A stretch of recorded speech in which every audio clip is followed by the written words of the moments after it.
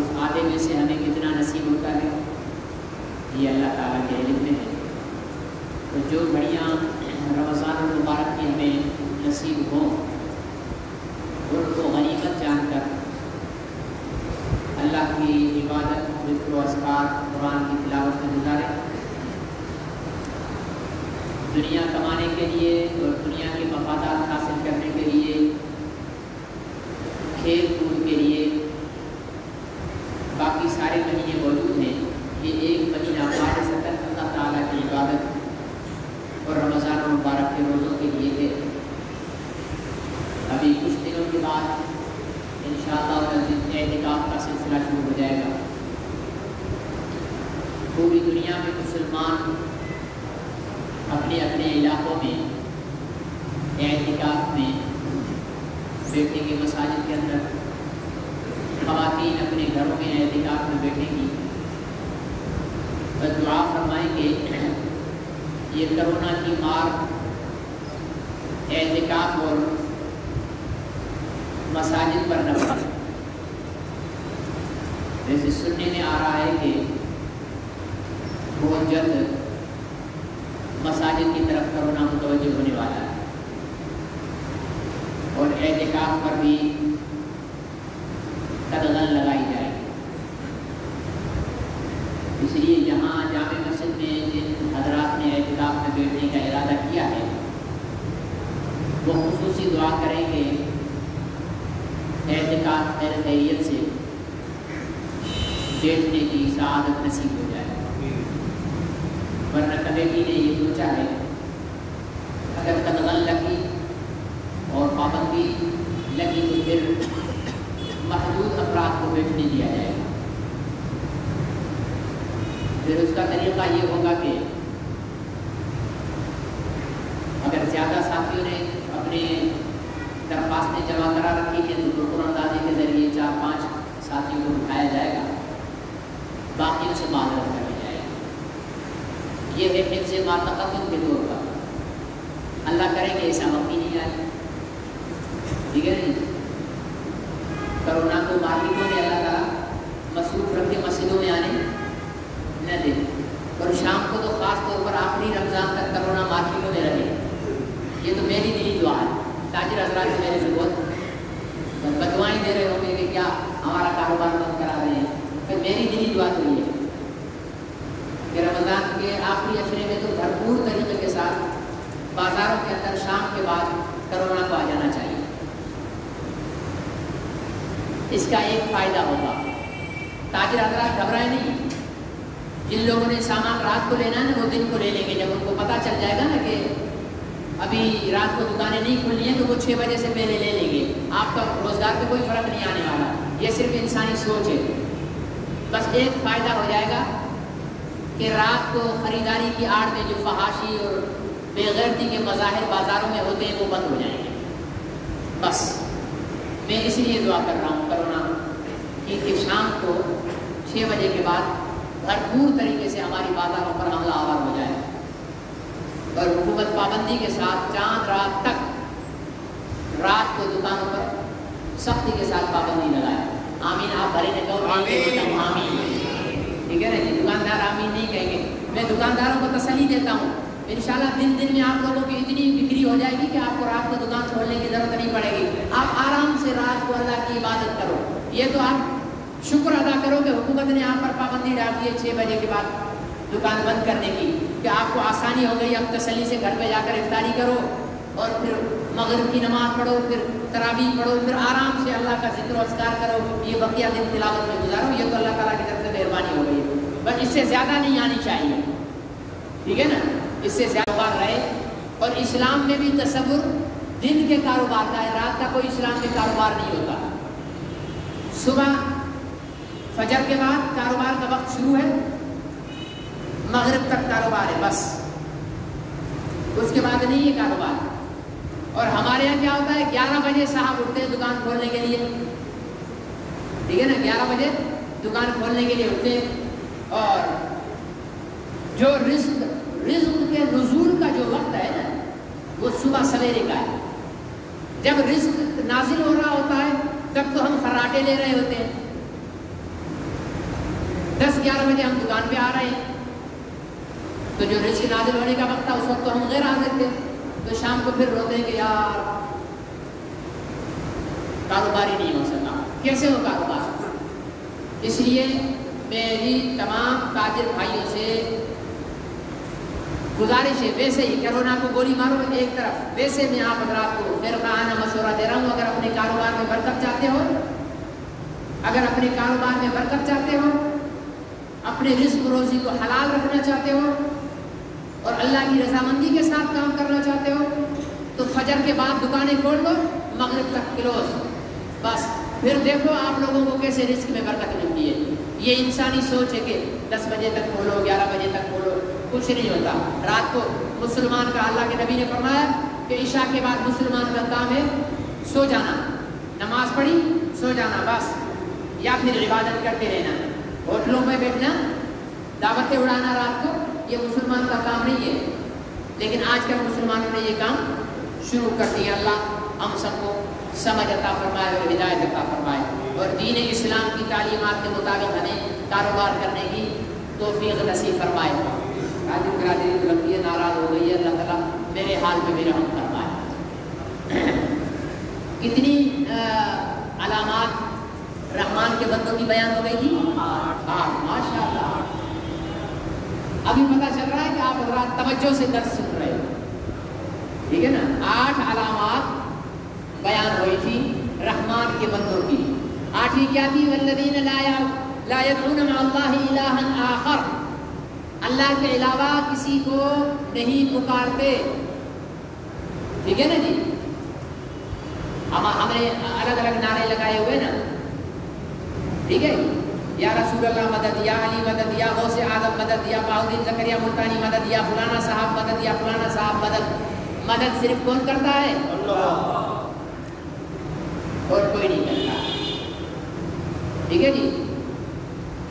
اور اللہ تعالیٰ کو نہ پکارنا، اللہ کے ساتھ شریک نہ ٹھہرانے کا یہ مطلب ہے کہ جو علامات اللہ تعالیٰ کی خصوصیات ہیں ان میں کسی غیر اللہ کو شریک نہ کیا جائے۔ مثال کے طور پر اللہ تعالیٰ مختار کل ہے، ٹھیک ہے؟ کیا ہے؟ مختار کل ہے، ہر چیز پر اللہ تعالیٰ کا اختیار ہے، اللہ کے علاوہ کوئی مختار کل نہیں۔ اللہ تعالیٰ عالم الغیب ہے، تمام غیب کا علم اللہ کو معلوم ہے، اللہ کے علاوہ کسی کو غیب کا علم نہیں ہے۔ ہاں، اللہ اپنے نبیوں کو جو غیب کا علم دیتے ہیں تو وہ نبیوں کو اتنا علم ہوتا ہے، ٹھیک ہے نا جی؟ نبیوں کو بھی اللہ جیسا غیب کا علم نہیں ہے، جتنا اللہ نے دیا بس اتنا۔ ہمارے نبی کو اللہ تعالیٰ نے غیب کا علم دیا، آپ نے 1400 اور قیامت تک کی نشانیاں بتائیں کہ ایسا ہوگا، ایسا ہوگا، ایسا ہوگا۔ یہ کہاں سے ملا حضور علیہ السلام کو علم؟ اللہ سے ملا۔ اللہ کا اپنا ذاتی علم ہے، اللہ کو کسی سے نہیں ملا، باقی جتنے نبیوں ولیوں کو ملا وہ اللہ سے ملا۔ اللہ اپنے علم میں کسی کا محتاج اور باقی سب نبی حضرت محمد رسول اللہ صلی اللہ علیہ وسلم بھی اپنے علم میں اور ہر معاملے میں اللہ کے محتاج ہیں۔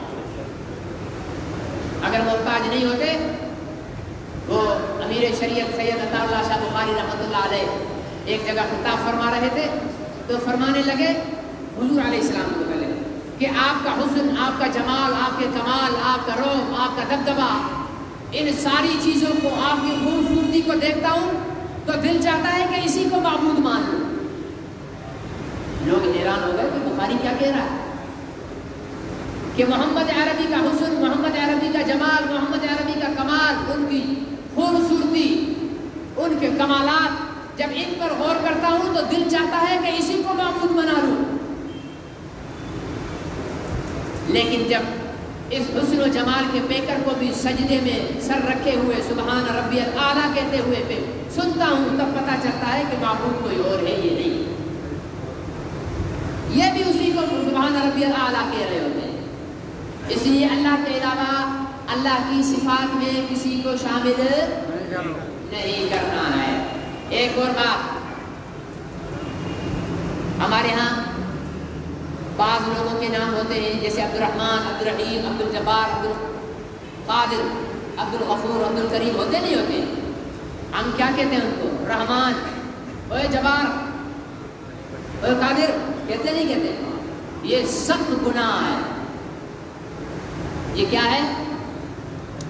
وہ قادر نہیں ہے، وہ عبدالقادر ہے، قادر اللہ ہے، وہ رحمان نہیں ہے، رحمان اللہ ہے۔ جس کو آپ پکار رہے ہو وہ عبدالرحمان ہے۔ تو نادانستگی کے اندر ہم الفاظ کا شرک کر جاتے ہیں، اس سے بچنا چاہیے۔ جس کا نام اللہ کے نام کے ساتھ عبد کے ساتھ مل کر رکھا گیا ہو، اس کے نام کو عبد کے ساتھ پکارو۔ عبد الباری کو باری نہ کہو، عبد القدیر کو قدیر نہ کہو، عبد القادر کو قادر نہ کہو، عبد الرحمن کو رحمان نہ کہو، عبد الرحیم کو رحیم نہ کہو، بلکہ پورا نام لو، عبد الرحمن، عبد القادر، اس طریقے کے ساتھ۔ 8ویں صفت یہ ہو گئی۔ آگے فرماتے ہیں وَلَا يَقْتُلُونَ النَّفْسَ الَّتِي حَرَّمَ اللَّهُ إِلَّا بِالْحَقِّ۔ 9ویں صفت یہ ہے کہ رحمان کے بندے کسی کو ناحق قتل نہیں کرتے، ہاں مگر جہاں حق ہو وہاں قتل کرتے ہیں۔ ٹھیک ہے نا جی؟ ناحق کسی کو قتل، انسان کی جو جان ہے نا وہ بہت قیمتی ہے۔ ایک ناحق مسلمان کو قتل کرنا کتنا بڑا جرم ہے؟ روایات میں آتا ہے کہ 100 دفعہ کعبۃ اللہ کو گرا دو۔ کتنی دفعہ؟ 100 دفعہ کعبۃ اللہ کو گرا دو۔ یہ اتنا بڑا جرم نہیں ہے جتنا ایک مسلمان کلمہ پڑھنے والے کو قتل کرنا جرم ہے۔ لیکن آج کل قتل عام ہو گیا، بھائی بھائی سے لڑا، اٹھایا، ٹھس گولی جاؤ ہے۔ ٹھیک ہے نا؟ بیوی نے آشنا کے ساتھ مل کر شوہر کو قتل کر دیا، شوہر نے سنگتیانی کے ساتھ مل کر بیوی کو قتل کر دیا۔ ہاں جی، بیٹوں نے ملکیت، یہاں یہ انصاری والے میں جلاح پاڑ میں باپ کو قتل کیا تھا نا، یاد ہے نا؟ 2 سال 2-3 سال پہلے کی بات ہے، باپ کو ملکیت کے چکر میں قتل کر دیا۔ کتنا انسان اندھا ہو گیا ہے۔ ٹھیک ہے نا جی؟ تو قتل ناحق رحمان کا بندہ نہیں کرتا، ہاں جہاں حق ہو وہاں قتل کرتا ہے۔ جب جہاد میں ہو، سامنے کافر ہے، پھر خوب چلاؤ گولیاں، ٹھیک ہے نا؟ پھر نہ رکو، جہاں حق ہے وہاں قتل کیا جائے گا۔ ناحق کسی کو قتل کرنا رحمان کے بندے کی عادت نہیں ہے۔ کتنی نشانیاں ہو گئی؟ 9۔ اب آئیے جی 10ویں، وَلَا يَسْنُونَ۔ ہاں یہ بیماری بھی ہمارے یہاں بہت زیادہ ہے۔ رحمان کے بندے زنا بھی نہیں کرتے، رحمان کے بندے زنا بھی نہیں کرتے۔ اور زنا صرف زنا شرمگاہ کی نہیں ہے، زنا زبان کی بھی ہے، زنا کانوں کی بھی ہے، زنا آنکھوں کی بھی ہے، زنا ہاتھوں کی بھی ہے، زنا قدموں کی بھی ہے۔ غیر محرم کی طرف یہ تاڑو نوجوان جو ہوتے ہیں نا ہمارے، ٹھیک ہے نا جی، لڑکی دیکھی نہیں اور تاڑنا شروع کر دیں گے۔ بیٹا تو دوسرے کی بہن کو تاڑ رہا ہے، کوئی تیری بہن کو بھی تاڑ رہا ہوگا، چھوڑے گا تھوڑی۔ اگر تیرے اندر غیرت ہو نا، تیرے اندر شرم اور حیا ہو نا، تو یوں سمجھ کر نظر جھکا لے کہ یار میں اس کو تاڑوں گا، میری بہن کو۔ یہ مکافات عمل ہے، یہ زنا کا معاملہ جو ہے نا یہ مکافات عمل ہے۔ تم کسی کی بیٹی کے ساتھ زنا کرو گے، کل تمہاری بیٹی کے ساتھ تمہاری بیٹی اس کا کفارہ ادا کرے گی، تمہاری بیوی اس کا کفارہ ادا کرے گی، تمہاری بہن اس کا کفارہ ادا کرے گی۔ یہ اللہ کا نظام ہے، اس کو کوئی نہیں ٹال سکتا۔ تم بھلے اپنے گھر والوں کو 7 پردوں میں رکھو اور دوسرے کی عزت کے ساتھ کھیل رہے ہو، تمہارے گھر کے اندر 7 پردوں میں تمہاری عزت کے ساتھ کھیل لیا جائے گا۔ یہ خدا کا دنیا کا نظام ہے۔ اس لیے تاڑو مت بنے، با حیا بنے، حیا والے کی نظر جھکتی ہے، شرم والے کی نظر جھکتی ہے، ٹھیک ہے نا جی. اور تاڑو جو ہوتے ہیں وہ تاڑو رحمان کے بندے نہیں ہو سکتے. ٹھڑک لینے کے لیے دوسروں کی بچیوں کی طرف دیکھتے ہیں. یہ ٹھڑکی بھی رحمان کے بندے نہیں ہو سکتے. تو کسی کی بیٹی سے ٹھڑک لے رہا ہے، کوئی تیری بیٹی بیوی سے ٹھڑک لے گا. اس لیے اگر اپنی بیوی بیٹی کو ٹھڑک سے بچانا ہے تو دوسرے کی بیوی بیٹی کی طرف نظر کو پاکیزہ رکھ، جھکا دے. ولا یزنون. زنا ہمارے ہاں عام کیوں ہوا ہے؟ یہ میں عرصے سے چیختا آ رہا ہوں. سن سب لیتے ہیں، سر بھی سارے دھل لیتے ہیں، سبحان اللہ بھی کہہ دیتے ہیں، لیکن عمل کرنے کے لیے کوئی تیار ہے. زنا نکاح کے مہنگے ہونے کی وجہ سے ہو گیا ہے عام. کیوں؟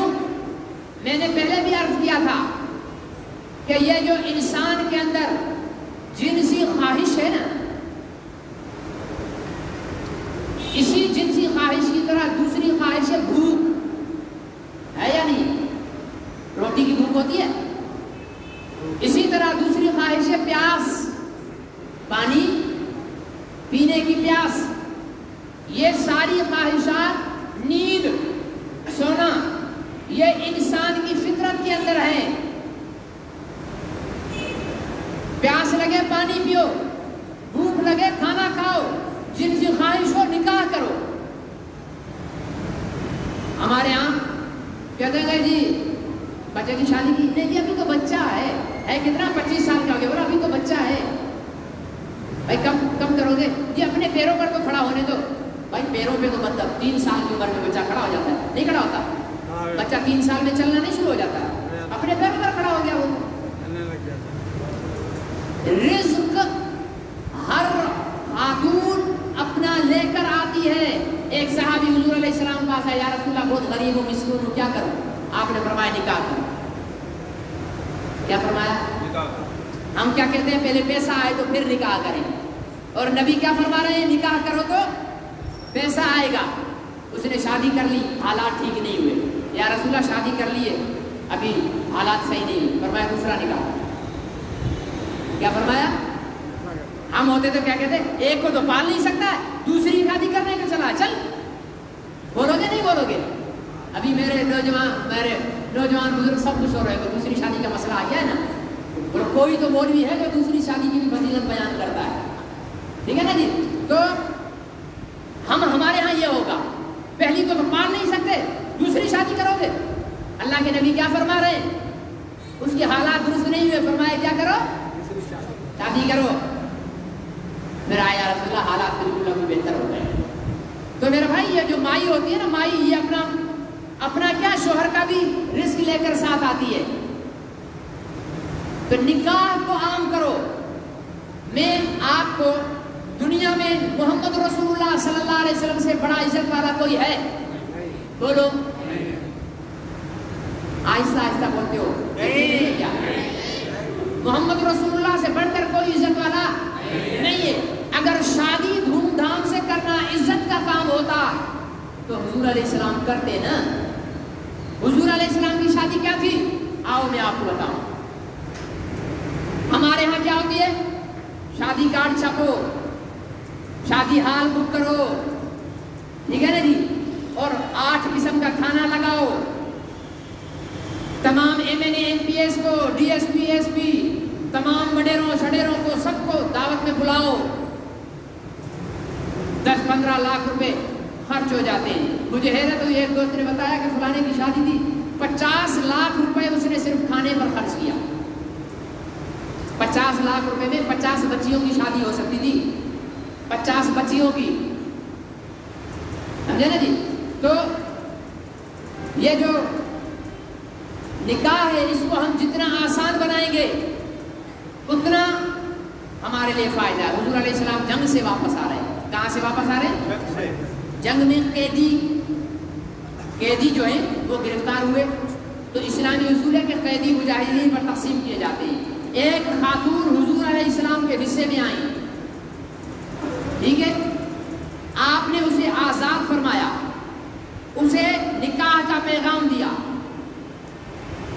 مطلب یہ ہوا کہ بندہ خود بھی نکاح کا پیغام دے سکتا ہے، بولتے نہیں، سمجھ میں نہیں آتا ہے، اپنا پیغام خود بھی دے سکتا ہے کہ بھائی میں نے آپ سے، اگر سامنے خاتون خود مختار ہے تو اس کو خود کہہ سکتا ہے کہ محترمہ میں آپ سے شادی کرنا چاہتا ہوں. آ گیا سمجھ میں؟ اور عورت خود بھی نکاح کا پیغام بھیج سکتی ہے مرد کی طرف، جیسے حضرت خدیجہ الکبریٰ نے حضرت حضور علیہ السلام کو بھیجا.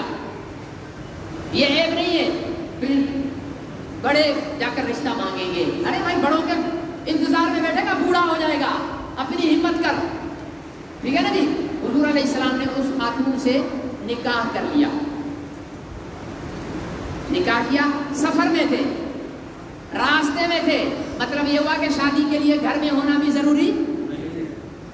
گھر میں، ہمارے یہاں تو گھر میں رنگ نہ ہو تو شادی نہیں ہوتی ہے یا نہیں؟ اور ہمارے نبی شادی ہی بغیر گھر کے کر رہے ہیں. سبحان اللہ. تو دو مزہ نہیں آیا نا؟ اتنی پیاری شادی بتا رہا ہوں، سبحان اللہ، پھر بھی نہیں نکل رہی ہمارے. تو شادی کی رات وہیں پر قیام تھا. ٹھیک ہے نا جی. رات گزاری، صبح ہوئی، حضور علیہ السلام نے اب ولیمہ کر رہے ہیں. اور سبحان اللہ، نبی کا ولیمہ بتا رہا ہوں، ولیمہ کر رہے ہیں. دو جہان کے سردار کا ولیمہ. 1,24,000 نبی جس کے پیچھے بیت المقدس میں نماز پڑھ رہے تھے، اس کا ولیمہ. جس کا نام عرش کی پیشانی پر لکھا ہوا ہے، اس کا ولیمہ. جسے اللہ نے فرمایا کہ میرے حبیب تو کہے تو اود پہاڑ سونا تیرے ساتھ کر دوں، بنا کر سونے کا کر کے تیرے ساتھ چلا دوں. اس کا ولیمہ سنو. حضور علیہ السلام نے اپنے خادم سے، انس سے فرمایا، حضرت انس رضی اللہ عنہ سے فرمایا کہ ابو بکر کے پاس جاؤ، عمر کے پاس جاؤ، عثمان، علی، یہ قریب قریب جو خیمے لگے ہوئے ہیں، ان کے پاس جاؤ، ان سے پوچھو کہ آپ کے پاس کھانے کی کیا چیزیں نبی پاک نے منگائی ہے. آپ نے چمڑے کا ایک دسترخوان بچھایا، چمڑے کا دسترخوان بچھایا. ابو بکر صدیق لے کے آئے کھجور، حضرت عمر لے کے آئے ستو، حضرت عثمان لے کے آئے کوئی اور چیز. اس طرح کوئی روغن زیتون لے کے آ گیا. آپ نے ساری دسترخوان پہ ڈھیر بنا کر ان کو اپنے ہاتھ سے یوں مکس کیا، کھجور کو، زیتون کو، ستو کو مکس کیا. مکس کر کے ساری چیزوں کو پھر حضرت انس سے فرمایا کہ یہ قریب قریب خیمے والے جو ہے نا، ان سب کو ادھر بلا لو. لشکر 1400 کا تھا. کتنے کا لشکر تھا؟ 1400 کا. آپ نے فرمایا قریب قریب خیمے جو ہے نا، ان کو بلا لو. 10 15 20 جنوں کو بلایا. فرمایا کھاؤ. یا رسول اللہ یہ کیا ہے؟ فرمایا تمہارے نبی کا ولیمہ. سبحان اللہ نہیں، فرمایا تمہارے نبی کا ولیمہ ہے. 1400 کے لشکر کو بھی نہیں بلایا. ہمارے تو غریب کی شادی میں بھی 3000 آدمی آ جاتے ہیں، ہے یا نہیں ہے؟ اور سنو، پھر حضور علیہ السلام جب قافلہ روانہ ہونے لگا تو آپ اپنی نئی دلہن کو اونٹ کے کجاوے میں سوار کر رہے تھے. تو اونٹ کے کجاوا اوپر ہوتا ہے، تو آپ صلی اللہ علیہ وسلم نے یوں کر کے اپنا پیر جو ہے یہ ران ام المومنین کو دی. انہوں نے اس پر پیر رکھ کر کجاوے پر سوار ہوئی. تو صحابہ اکرام نے دیکھا کہ یہ نئی خاتون جو سوار ہو رہی ہے، نبی پاک سوار کر رہے ہیں، لگتا ہے کہ یہ ہماری نئی اماں ہیں. باقی لشکر کو سوار ہوتے وقت پتا چلا کہ پیغمبر نے شادی کی ہے اور ولیمہ کیا ہے. ٹھیک ہے نا؟ ہم دعوت 300 کو دیتے ہیں، 3000 کو دیتے ہیں، اور بے آرام 30,000 کو کرتے ہیں. ہے یا نہیں ہے؟ دیگ لگائے ہوئے ہیں، پورے شہر میں ڈھنڈورا پیٹ رہے ہیں، دوسروں کو تکلیف دے رہے ہیں. جس کو تکلیف ہو رہی ہے وہ کیا بولے گا؟ بیڑا غرق کو تیرا. بولتے نہیں بولتے؟ بیڑا غرق کو تیرا. کتنے بیڑا غرق کی بددعائیں لے کر تو شادی کر رہا ہے، کیا کامیابی ہوگی تیری؟ میرے نبی کی سب سے بڑا ولیمہ، میرے نبی نے 11 شادیاں کی. سب سے بڑا ولیمہ جانتے ہو کتنا تھا؟ ایک بکری. صرف ایک بکری ذبح کر کے اس کا کھانا پکا کر صحابہ کرام کو کھلایا. یہ سب سے بڑا ولیمہ تھا. اتنی آسان شادی کو ہم نے اتنا مشکل بنا دیا. اپنے پیروں پر کھڑا ہوگا. یہ بیٹا ہے، میرا بیٹا بیٹا ہوا، ابھی تک بے روزگار ہے. شادی کرا دی میں نے، اس کے 3 بچے بھی ہیں. ہمارے کو تو کوئی طوفان نہیں آیا. میری 3 بیٹیاں ہیں، الحمدللہ تینوں کی شادیاں کرا دی ہیں، تینوں داماد بے روزگار ہیں. ہمیں تو کوئی ٹینشن نہیں ہے. ایک ابھی وہ میرے مدرسے میں پڑھانا شروع ہوا ہے باہر والے میں, اس کو 8-10 ہزار روپے تنخواہ ملتی ہے, تو ابھی تک پڑھ رہے ہیں طالب علم میں. ہمیں تو کوئی ٹینشن نہیں ہے, ہم نے تو پیروں پر کھڑے ہونے کا انتظار نہیں کیا ہے. ابھی انشاءاللہ اگلے سال پھر دوسرے بیٹے کی بھی شادی کرا دوں گا. ہمارے لیے تو شادی کوئی پریشانی نہیں ہوتی ہے. لوگ شادی کو جو ہے وہ بڑا مسئلہ بنا کر بیٹھے ہوئے ہوتے ہیں, یہ کریں گے. واللہ العظیم 10 دن پہلے ہم شادی تھے, کوئی تیاری نہیں ہوتی ہے. 10 دن پہلے جتنی بھی ہماری 4 شادیاں ہوئی نا, میرے ایک بیٹے کی اور 3 بیٹیوں کی, کس طرح ہوئی ہے؟ پہلے 2 بیٹیوں کی اور 1 بیٹے کی ہوئی. گھر والی نے کہا کہ بچیاں جوان ہو گئی ہیں, بچے کی بھی شادی کر لیتے ہیں. میں نے کہا چلو جی کر لو, ابا جی سے مشورہ کر لو. ہم دونوں گئے ابا جی کے پاس. حضرت اماں جی بھی تھی, اللہ تعالیٰ انہیں غنی کی رحمت فرمائے. والدین سے دونوں سے کہا کہ ہمارا ارادہ یہ ہو رہا ہے کہ فلانی بچی فلانی جگہ دے, فلانی بچی فلانی جگہ دے, اور اس طرح ہم شادی کریں. ہم عموماً کیا ہوتا ہے کہ لڑکے والے آ کر رشتہ مانگے. ہمارے یہاں یہ نہیں ہے. میں نے اپنی بہن سے کہا, اپنی بیوی سے کہا, میں نے دونوں بھائیوں کو اپنوں کو بول دو کہ تمہارے بیٹوں کو ہم اپنی بیٹیاں دے رہے ہیں. اس نے بات کی, انہوں نے کہا ہمارے لیے اس سے بڑھ کر خوش نصیبی کی کیا بات ہوگی بھائی. ہماری ناک بھی نہیں کٹی خود بات کرنے میں, ہماری بےزتی بھی نہیں ہوئی, دونوں بیٹیوں کی شادی ہو گئی. پھر ہم نے بہو بھی خود ہی کہہ کر مانگی, بھائی آپ کی یہ بیٹی ہم لے رہے ہیں. ٹھیک ہے, 1 مہینے میں ہم نے یہ رشتے طے کیے, اور کوئی کارڈ نہیں, کچھ بھی نہیں. سادگی سے شادی ہو گئی. اللہ اللہ تعالیٰ ناک کٹی ہوئی ہے میری کہیں سے؟ ہاں, بےزتی ہو گئی ہے میری. ہر ایک اپنی جگہ خوش ہے. میرے بھائیوں, شادیوں کو آسان کرو. یہ بیچارے ترسے سے نوجوان بیٹھے ہوئے ہیں, آہیں بھر رہے ہیں. یہ میرے نوجوان بیٹھے ہوئے ہیں انتظار میں کہ کب ہماری بیویاں آئیں گی. ٹھیک ہے نا جی, ان پہ رحم کرو, ان کے والدین رحم کرو. میری شادی 16 سال کی عمر میں ہوئی تھی, میرے بیٹے کی شادی 18 سال کی عمر میں ہوئی تھی. جلدی شادیاں کراؤ, جان چھڑاؤ. سمجھے نا جی, شادی آسان ہوگی, زنا رک جائے گا. ایک شادی کی ہے, ابھی بھی آپ کو بہت زیادہ جوش ہے, آپ دوسری شادی کرو, منع نہیں ہے. اسلام نے یہ نہیں کہا ایک کو پال نہیں سکتا دوسری کو کہاں سے پالے گا, یہ نہیں ہے. آپ 2 شادیاں کرنے کے باوجود ابھی تک آپ میں اندر دم ہے, آپ تیسری شادی کر لو. نیک بن جانے سے زنا رک نہیں جاتا. کتنا بھی نیک آدمی ہو, اس کے سامنے نوجوان عورت بٹھا دو, خود ہی شیطان اس کو بھی انگلیاں کرے گا, اشتہا جاگے گی. یہ کیسے ہو سکتا ہے؟ پیٹرول کو تیلی دکھاؤ, آگ نہیں لگے گی. پیٹرول بولے گا نہیں جی میں تو بہت نیک ہو گیا ہوں, میں تو تہجد گزار ہو گیا ہوں, 10 تیلیاں لگاؤ, مجھ میں آگ نہیں لگنے والی. جھوٹ بولتا ہے, پھر وہ خوش رہا ہے. یہ ہو ہی نہیں سکتا کہ مرد ہو, اس کے سامنے عورت آئے اور اس کے اندر اشتہا پیدا نہ ہو. ایسا نہیں ہوتا ہے. تو اس کا حل کیا ہے؟ شادی کرو, نکاح کرو. ولا یزنون, اور اللہ کے نیک بندے زنا بھی نہیں کرتے. زنا نہیں کرتے تو پھر کیا کرتے ہیں؟ نکاح کرتے ہیں. ٹھیک ہے نا جی.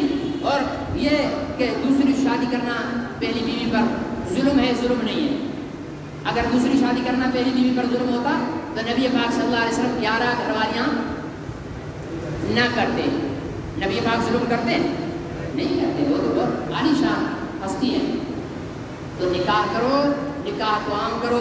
میں نے پہلے بھی کہا تھا, حالات دور ایسا ہو گیا ہے کہ 50 سال کا جو ہے آدمی 20-22 سال کی لڑکی کے ساتھ دوستی لگا کر ڈیٹ پر لے جائے, دوست بھی اس کو بولیں گے واہ واہ واہ واہ بھائی کیا پھنسائی ہے تو نے. ہاں, یہ میں معاشرے کے الفاظ بتا رہا ہوں. بولے کیا پھنسائی ہے یار تو نے. اور اس کے گھر والے بھی خوش ہوں گے, واہ جاؤ بیٹی جاؤ مال لوٹو. اور وہی 50 سال کا آدمی اسی 20-22 سال کی لڑکی کے لیے نکاح کا پیغام اس کے گھر والوں کو بھیجے گا, آگ لگ جائے گی. اپنی عمر دیکھیے, پیر قبر میں لٹکے ہوئے, شادی کرنے کے لیے ہماری بیٹی ملی ہے تجھے, واہ واہ بے شرم ماں. وہ جو ڈیٹ پر لے کر جا رہا تھا تیری بیٹی کو, تب تیری غیرت نہیں جاگ رہی تھی. ہاں, جب گھمانے پھرانے لے جا رہا تھا تب غیرت نہیں. اب جائز رشتہ مانگنے جا رہے ہیں, اب غیرت جا گئی ہے. عمر عمر دیکھو، بچی کی عمر دیکھو، کیا دیکھو. حضور علیہ السلام نے حضرت عائشہ صدیقہ رضی اللہ تعالیٰ عنہ سے جب شادی فرمائی، 12 سال کی عمر میں رخصتی ہوئی، 9 سال کی عمر میں نکاح ہوا، اور آپ صلی اللہ علیہ وسلم کی اس وقت عمر تھی 54 سال. کتنی شرمانے والی بات نہیں ہے، کیونکہ ہمارا معاشرہ بے غیرتوں کا معاشرہ نہیں ہے. بے غیرت نکاح کے بغیر کام چلاتا ہے، غیرت والا نکاح کر کے کام چلاتا ہے. ہم غیرت والے ہیں، سمجھے نا. چھوٹی عمر کی لڑکی سے شادی کرنا یہ بے غیرتی نہیں ہے، چھوٹی عمر کی لڑکی کے ساتھ منہ کالا کرنا بے غیرتی ہے، اس کو ڈیٹ پر لے جانا بے غیرتی ہے، اس کو عزت و آبرو سے اپنے گھر میں تحفظ فراہم کرنا، اپنی بیوی بنا کر رکھنا، یہ عزت والے کا کام ہوتا ہے. صحیح ہے یا غلط ہے؟ کتنی نشانیاں ہو گئیں؟ 10 ہو گئیں. تو 10 پہ کرتے ہیں بس. انشاءاللہ باقی جو ہے وہ کل بیان کریں گے. اللہ